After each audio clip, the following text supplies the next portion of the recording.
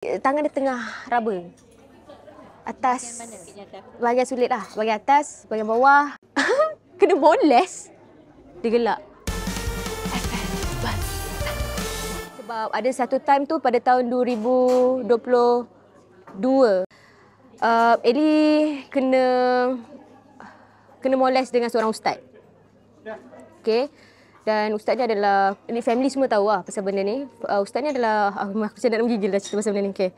Ustaz ni adalah ustaz family yang mana dia adalah sangat dipercayai oleh kami sekeluarga dan juga sangat rapat. Jadi memang takkan terfikir untuk berlaku kejadian yang tak elok atau kejadian yang buruk di antara itu. So ada satu time tu mak kata, pergilah jumpa ustaz, pergi ambil air zam-zam ke apa ke kan. Lepas tu dia cakap, okeylah, pergilah berubat dan everything. Berubat tu bukan tak semestinya ada kaitan dengan mistik. Kadang-kadang untuk nak pulihkan semangat kita balik dan sebagainya, kita perlukan orang yang lebih lebih arif dalam ilmu agama kan. So Ellie jumpa dia seorang-seorang. Waktu tu dalam keadaan hujan, wah dramatik gila. Dalam keadaan hujan, pergi drive seorang-seorang malam-malam, pergi rumah dia, bawa lah air, bawa segala bahan-bahan lah. So dia tanya, Ellie datang seorang ke? Ya, saya datang seorang ustaz.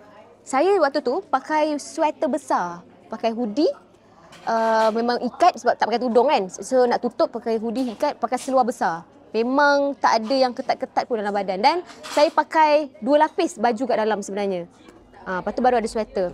Dan waktu tu saya datang seorang, dia kata, masuklah, mana mak? Oh, mak ada kat rumah tapi mak tahulah memang nak datang ni. Mak tahu Tahu. Okey. Masa berubat tu, ialah macam biasalah dia baca semua tu. Saya tak tahu kenapa. Lepas tu dia bagi minum air. Saya minumlah separuh. Air yang saya bawa tapi dia ada baca-baca lah. So selepas saya minum tu, saya minum sikit je. Saya rasa macam saya berada dalam keadaan separa sedar. Tiba-tiba saya rasa tangan dia tengah raba. Atas, bahagian sulit lah. Bahagian atas, bahagian bawah. So saya masa macam betul ke benda ni kan? Kenapa macam ni lah? Sebab saya pernah tengok dia macam berubatkan orang ke apa. Macam tak ada pun sampai macam ni. Lepas tu tanya, ustaz memang kena kat situ ke? Oh tak, dia memang kat situ. Macam tu. Saya macam okey. Lepas tu, saya pejam mata tau. Saya tunduk bawah. Saya cakap, apa nak rasa ni ah? Kenapa rasa macam tak selesa, rasa macam pelik sangat ni? Ni rasa apa ni? Sedar tak sedar ni? So, Ellie macam paksa diri untuk bangun, Ellie. Bangun. Macam tu kan. So, Ellie buka mata. Ellie pandang muka dia macam... Bukan, macam tengah, macam tengah menggairah macam tu lah. So, I macam... ni something wrong. Lepas tu saya tak boleh... terus macam, ustaz apa ni kan? Sebab saya seorang kat situ. Dia lelaki, walaupun dia ustaz, dia lelaki. So saya tak tahu kekuatan dia sejauh mana. Jadi apa yang saya buat, saya terpaksa perlahan-lahan tolak. Saya macam, ustaz saya minta maaf. Saya rasa dah okey kan ni? Dah okey dah ni? Dia tersedap kan? Kat sini, dia nak sentuh lagi sekali. Actually, I think about 3 times kot dia sentuh tempat yang sama. Sentuh kat baju ke kat bawah? Dalam, tangan seluk. Dah seluk. Dah skin to skin. Tangan tu skin to skin. So, ketika ni usia berapa tahun? saya 2022. Saya dah 30-an. Dan saya masih single. Dan sekarang pun single lagi. Okey, sambung. So, skin to skin dah 3 kali dia buat 3 round lah. Macam 3 round macam tu. Tapi saya macam, apa nak rasa ni ah? Saya tak ada rasa pelik-pelik. Saya tak ada rasa macam orang kata horny ke. Gaya. Tak ada. Saya tengah digest. Apa aku sedar ke tak ni? Ni tengah mimpi ke apa ni? Ke betul ke apa ni? Betul ke? Tengah digest. So, waktu tu dia... itulah kan. So, dia skin to skin tu. Dan saya macam, okey tak boleh bangun Ellie. So, saya cakap, okey ustaz, saya rasa dah okey ni. Lepas tu dia macam terkejut tau. Dia macam, Ellie dah sedar ke? Awak kena minum air ni. Okay, so saya ambil air tu, saya just letak kat mulut je. Saya tak telan pun untuk kali kedua. Sebab dia bagi minum lagi kan. Saya letak kat mulut. Okay, saya tak. Wah, macam dalam drama kan, tiba-tiba kan. Tapi bagus juga drama tu, dia macam ajar kita untuk buat apa kan. So, okay dah. Settle lah ni ustaz. Saya dah tak rasa apa-apa dah ni kan. Terus okey. Lepas tu dia macam menggelabah tau. Muka dia macam okey. Okey nanti Ellie bawa ni tapi ni dia ada satu pesan. Dia mungkin tak tahu Allah alam. So dia cakap dengan saya, Ellie, nanti jangan cerita kat mak tau pasal cara perubatan saya ni. Sedangkan dia adalah ustaz family. Faham tak? Kenapa tak nak cerita kat mak pula? Ya, so dia bukan pesan sekali, dia I think 3 kali juga ada pesan. Mula-mula lepas saya dah sedar tu, lepas tu bila saya dah nak gerak balik, saya nak ambil barang-barang, dan yang terakhir waktu saya dah kat luar rumah dia masih, saya dah masuk kereta dah. Dia masih lagi pesan, dia kata, Ellie, tu ingatlah kalau boleh, dia cakap lembut je, kalau boleh jangan cerita kat mak lah macam cara saya berubat tadi. Kadang-kadang, lepas tu saya tanya, kenapa Ustaz? Sebab kadang-kadang tak semua orang boleh terima. Ustaz ni dah kahwin? Dah. Anak dah sampai ke Mesir dah belajar. Tapi you buat report polis tak? Buat. Okey, ini cerita lagi best, cerita report polis. Saya pergi buat report polis. Saya tak ada isu dengan PDRM atau sebagainya. Tapi apa yang berlaku, saya ada tweet pasal benda ni, report polis tu. Saya pergi report polis, saya pergi balai polis sekitar satu tempat ni. Saya tanya, bang, kat polis tu saya nak buat report ni. Kat mana balai polisnya? Sebab saya tak jumpa yang betul-betul punya tempat. Sebab dia kata, untuk kes macam ni, kena tempat lain. Dia kata, okey, awak kena pergi dekat section this. Saya pergi. Lepas tu saya sampai, bang, saya nak buat report ni. Abang tu tengah main phone, tengok TikTok ke apa, aku tak tahu. Buat report pasal apa, dik? Kena molest. Kena molest? Dia gelak. Kena molest lah. Dengan siapa? Dengan ustaz. Oh, kau ustaz? Hei, dia macam tu. Siapa yang kena molest, awak ke? Dia senyum, dia menganjing muka tu tau. Aku pandang dia, bang, kelakar ke benda macam ni? Lepas tu dia terus macam terdiam. Ni polis tau. Dia terdiam. Dia terus macam, tak, sorry. Dekat depan tu, awak pergi kat depan. Saya pergi, saya tanya kat tempat yang jaga guard house dia tu, polis tu juga. Pasal nak buat report polis, saya kena buat report polis. Pasal apa? Kena molest. Dengan siapa? Dengan boyfriend? Itu reaction dia. Molest memang selalu dengan boyfriend je ke? Saya tanya dia. Lepas tu dia cakap, tak adalah dengan siapa lah. Abang pun boleh molest juga. Saya cakap macam tu. Lepas tu dia macam, pergi masuk dalam. Tapi seorang je.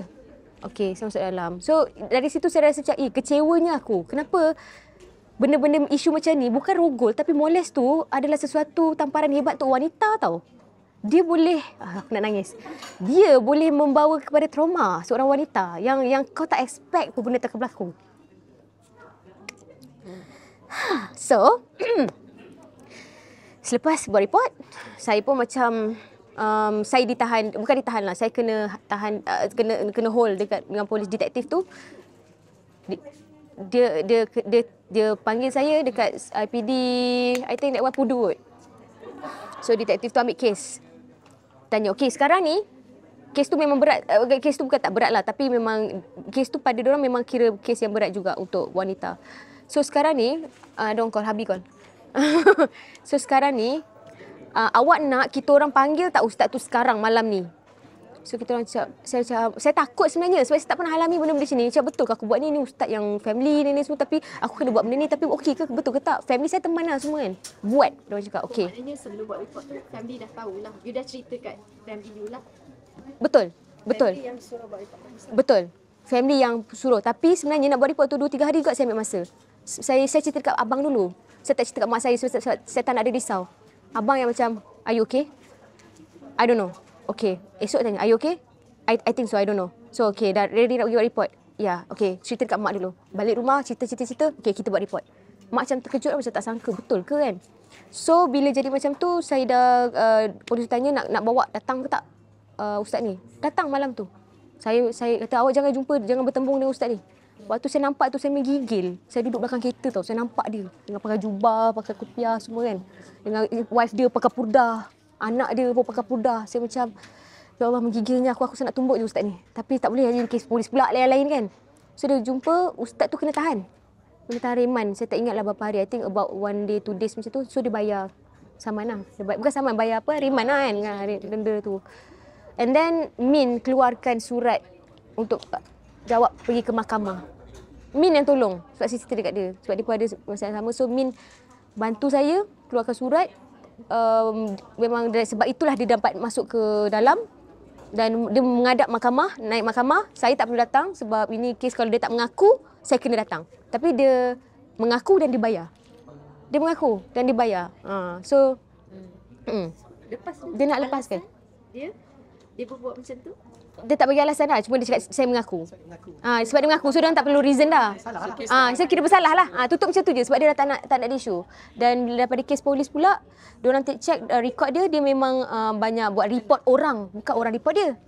Dia buat report orang. Yang mana dia buat report sebab dia JKKK kat kampung. Kat TTDI aku beritahu kat korang. Kat TTDI tu. So that's why dia saya simpan dendam sampai sekarang. Tapi saya tak nak lupakan. So saya tak lupakan, saya tak nak ingat. Sebab to be honest, selepas kejadian tu, walaupun sekadar molest yang orang rasa benda tu ringan, saya balik rumah, saya nangis tau. Saya nangis. Saya rasa macam saya pegang badan saya macam, faham tak? Kadang-kadang tidur, saya rasa macam ada orang tengah raba. Saya macam, ya Allah, apa benda ni kan? Lepas tu saya nangis seorang. Saya macam, ini macam dalam filem, macam drama ni. Padahal aku bukan berlakon sangat pun waktu ni. Faham tak? Saya ini ke rasanya trauma. Macam tu. Kadang-kadang sampai family macam abang kan. Dia nak pegang kan. Saya terlupa tau. Kan kita tak nampak. Kalau dia nak pegang tu, saya macam tu. Automatically. Saya punya, trauma tu, walaupun itu saya cakap, walaupun dia sekadar molest, bukan rogol. Hello, molest doh. Skin to skin. Bukan benda simple tau. Kau bukan sewenang-wenangnya kita nak bagi badan kita, kulit kita ni disentuh oleh orang lain kecuali suami kita. So, especially ustaz yang dipercayai. So, itu yang saya rasa macam nak mencarutnya rasa. So, benda tu yang saya kalau boleh kan, sebenarnya saya nak sangat cerita benda ni dekat orang. Sebab saya nak tolong, macam mana saya nak bagi awareness dekat orang. Pertama sekali, tolonglah hargai perempuan. Dan itu. Yang kedua, tolonglah berjaga-jaga perempuan ni. Tolonglah. Benda-benda macam ni bukan benda simpan. Dan kepada orang luar sana, tolonglah jangan ambil remeh pasal benda ni. Tolonglah. Kita perempuan, kita ada maruah tau. Walaupun saya tidak bertudung ataupun saya tak ada suami dan sebagainya. Tapi kita ada maruah. Dan bukannya kita ni sejenis yang macam kita nampak kita social ke apa ke. Kita bukan jenis sewenang-wenangnya untuk simply bagi diri kita dekat orang. So tolonglah respect benda tu. Janganlah anggap benda-benda macam ni benda-benda yang kecil, yang macam alah dengan boyfriend dia tu. Kau tak tahu tu sejarah hidup dia macam mana. Macam mana dia hadap benda tu kan. Saya cerita dekat CEO, saya cerita kat kawan baik saya kan. Saya sampai sekarang menghadapi macam, kalau teringat ada time saya teringat. Macam saya macam macam tu. Setiap kali kau nak cerita pun saya akan macam gigil. Tapi lama-lama saya cuba cari jalan untuk overcome. Thank you tu. Oh my god. Bos tolong naikkan KPI. Dia banyak makanan dalam beg dia. Bag pula. Bos tolong naikkan KPI dia. So saya cuba cari jalan untuk overcome isu ni. Macam Min ambil masa yang lama juga. Min lagi lah kan. Tapi saya pun sama. So saya borak dengan dia, Min, macam mana Min? I nak hadap macam mana ni? I adalah single, I tak ada lelaki lain. Okay, let's say lah I kenal dengan lelaki lain. Macam mana kalau I dah kahwin, lelaki tu nak sentuh I, suami tu nak sentuh I? Macam mana I nak, nak handle benda tu?